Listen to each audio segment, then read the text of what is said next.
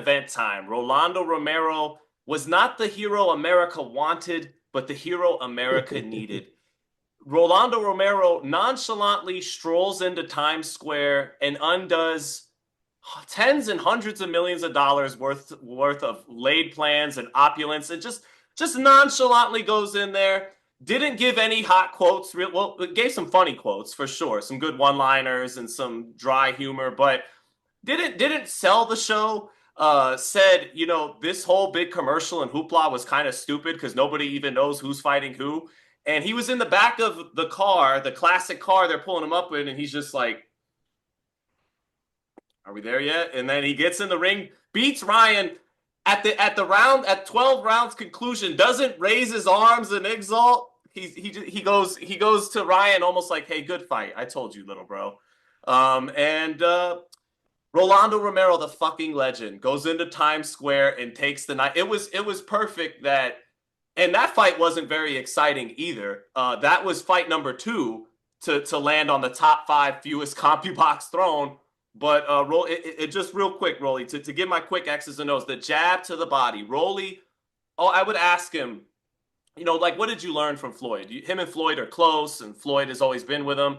And he goes, the jab to the body is the best fucking punch that Floyd has. It's the best punch in boxing, the jab to the body. And he said that punch, just his lead hand helped win him this fight. This is what won Rolly the fight. This is actually one of the easiest technical breakdowns I've ever had to do. The busyness with his lead hand. Ryan's just here. Ryan's not feinting. He's not jousting. He's not probing. He's not touching with the jab, changing speeds on it. Rolly's jousting. He's doing this. He's giving his best Usyk impersonation in some ways. And then he's putting a little something, and then boom, stink into the body. Boom, stink to the body. When in doubt, boom, stick the jab to the body. And just control the fight off that. Keep this home at all times. And then the one time Ryan really he went for it a couple times, but the one time he really went for it with the left hook in round 2, Rolly catches it, slips it, catch and shoot counter, boom, knocks him down with the hook, has a great line after the fight, don't hook with a hooker. And by that moment on, Garcia knew my number one weapon has been taken away from me. Disciplined, intelligent tactics by Rolly Romero, who never got too overzealous, to use another football term, took what the defense gave him, at times threatened with the right hand just to keep Garcia honest on that side of the plate, and won the fight. Go ahead, Raheem.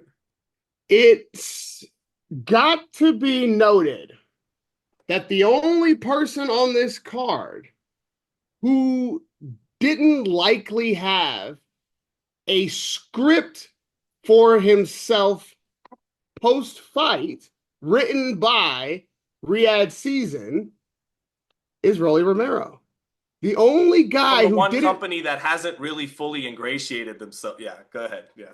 The one guy who didn't really have anything to benefit by staying to the script is the one guy who did not do his lines. And also probably the least likely of anyone on the card to upset the table. No one, listen, if you're saying... This was improv night by Rolly Romero last night. He was so overlooked, including by myself, during the buildup, not only because he was so quiet and so willing to be overlooked, but because we just assumed that it's some version of the Ryan we last saw would be the Ryan we were going to see. Right. We were not thinking about, and again, I'm including myself in the we. In fact, I am we. Me too. I picked Ryan by knockout. Right. Okay. Right. So yeah. I think Rolly allowed us to sleepwalk to the ring the same way that it looked to me like Ryan was almost asleep in that convertible on the way to the ring. And then the post-fight, Ryan said, man, that car ride to the ring was so long, way longer than I expected. One of the many, to me, just practical issues that came into play on Friday night that maybe should have been predictable, but ultimately wasn't. And caused a lot of problems with the atmosphere and the way the thing was able to be executed in a timely fashion. And ultimately, I believe, took away from the action in the ring as it took away from the fighters and their experience. Because we also have to talk about the actual atmosphere inside the bowl. Like, I'm sure you Well, heard about it, but Garcia I can tell you said about it. it affected You his know? performance. He said that it didn't feel like the quote. You were there. I mean, the quote he said Right. it didn't feel authentic. And yeah, You could hear everybody say everything. You're fighting in a essentially a glorified like backyard at this point. The fucking thing's walled off. The public can't see you. Times Square, so you're not getting the sirens and everything because that's shut down. There's just a little collection of people who are all like high level boxing people or celebrities. They're shouting. They're right fucking there. There's no idiots. There's not like fucking, 10,000 people behind them to drown them out. You know them. Every person you see when you look outside the ring is a recognizable face, and you can hear the voices.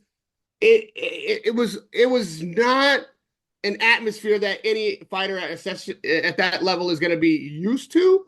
And I think the things that you typically draw on, even subconsciously, weren't there for you. And the class of it all, that kind of like opulent, decadent class for the system of the sake of kids it, looking just over the kids looking over the fence and legitimate boxing journalists and people who make this sport happen and who put this event on at the grassroots level are in shitty restaurants trying to pick a corner of the ring, and then even other people who have more leverage and are more favorable are in a GMA window looking down on the thing, and then only the hand-picked favorites are ringside, and the people who have something to gain are able to be heard. It makes for a weird atmosphere. Let me not get too far away from what we're talking about with Rolly at this moment, because he didn't run to script. And I think he suckered us all in with his silence, which is, I mean, chef's kiss, right? Brilliant. And everything about the night was so matter of fact that they never saw Rolly coming. and if I They can for never one saw him second, coming. what was so funny about it was like Rolly go in there, mess up the show, and mess up. And by the way, when you win, don't make it too exciting. Don't make it too fun, so that it's not some kind of earth. It's not like a highlight reel knockout or war that you could still get some buzz off of. Oh my God, Rolly pulled off this big knockout upset. It was like, no, the fight was. I just did enough to mess everything up. Even the knockdown, as it was, it wasn't Yeah, like and it didn't like carry even the energy forward. The knockdown even was just enough to be like, that fucking happened. But it wasn't like we're all just talking about, oh, let's replay this knockdown. And also, we got to give credit where credit is due. We have to. There's one man who called it. I only know one person who called it. who was this person? I'm putting the money up. Oh, Floyd. Ryan Garcia, you know what I'm gonna do? I'm putting the money up right now. If Ryan Garcia can beat Rolly, I give him 200,000 cash. He's gonna fight. He's gonna fight Rolly. Accept the bout with Rolly. I give him 200,000 cash if he beat Rolly. Now, once he lose to Rolly, I don't want him to ever say Tank name again. He gonna get up. Now, once he loses to Rolly, Yeah, that's a cold soundbite right there. that And man knows boxing. That's one thing about Floyd Mayweather. yeah, and this is before all the stuff. No, I know, Obviously, but as you can Floyd tell. knows. Actually, But Floyd could be the best handicapper in the game if he wanted to be. so we can't put this down to, oh, Ryan. The reason I played that, not just to, shout out Floyd Mayweather, but because we're gonna be tempted to make this all about Ryan.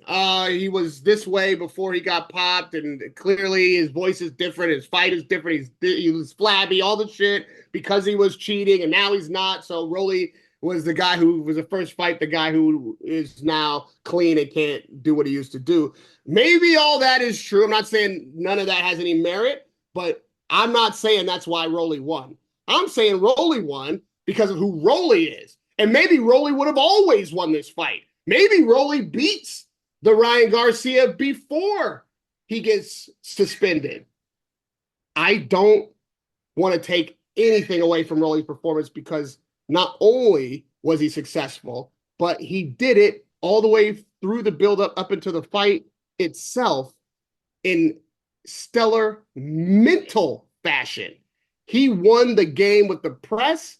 He won the fight with Ryan, and he knew what to do when Ryan couldn't do what we expected Ryan to be able to get done. He played that thing perfectly. He didn't overcommit. He didn't chase a knockout. He didn't get too excited. He didn't shut off and allow himself to fall asleep and get caught with something from Ryan while he was just cruising to a victory.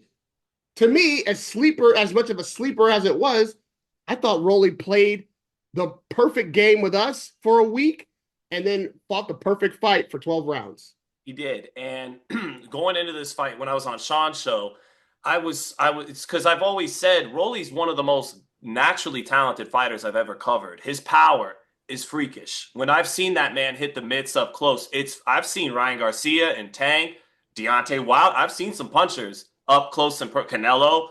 He can fucking crack. The dude can punch like a mule.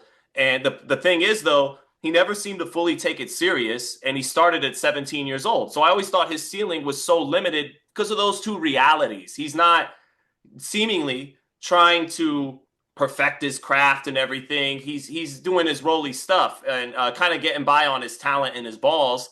But tonight he used last night he used the IQ. I thought heading in, I got my misconception was his only chance was to be the old Rolly Romero, embrace what you used to be, right? But in life, you can't do that, right? You have to embrace your growth and who you're becoming. And he has. And that made Rolly maybe my favorite person to deal with as in terms of fighters outside of the ring. Um, he's a deep thinking young man, hilarious, got a great sense of humor, loves his family. And what I love about Rolly, he thinks for himself. Whether you think it's crazy or this or that, he thinks for there's only one Rolly Romero. He's an American original. That's maybe the best compliment I could give him. But I actually, because of our relationship, I picked him to lose by knockout because I could love you like a brother, but this journalism thing, I want to keep it all the way real.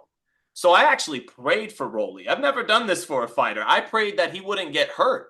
I was worried about his safety, and I said the only way he has to give himself a puncher's chance. He has to go in this fight and be the old Rolly, uncouth, disrespectful, wild, and maybe knock Ryan out, right? No, he embraced and fully realized who he's grown into. He's an intelligent guy. And there's a method to his madness, intellectually and in the ring. And that him staying the course of his personal growth paid off in this fight, and I'm extremely happy for him. I've never been more happy to get a fight wrong. I could be very narcissistic about that. I hate getting fights wrong. I'm so happy I got this one wrong. On to Ryan. On to Ryan. Everything that's going to come his way, he actually does deserve. And yet, I still feel a little bad for him, right? We still got to have some humanity here. I feel for him a little bit. Not, he deserves it, but it's awfully tough because he got a taste of something fighters rarely get a taste of. That celebrity, that false idol worship, that people loving you and buying everything you're selling, not because they love boxing or because you tapped into that frequency of celebrity. And those people are the most fickle people. They're the first ones who are going to turn on you. All the ones who were dick riding him, a lot of them are going to be the same ones posting the memes, going. And so I'm not here to kick a man while he's down.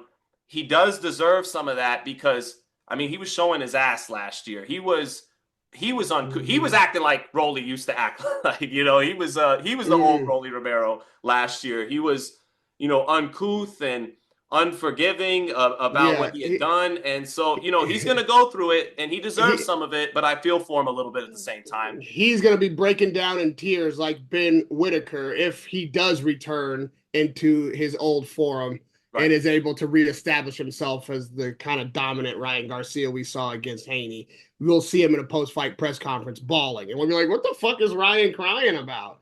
It's going to be the same thing because the same thing is happening. When you don't get a chance to see who your real friends are, it's a blessing.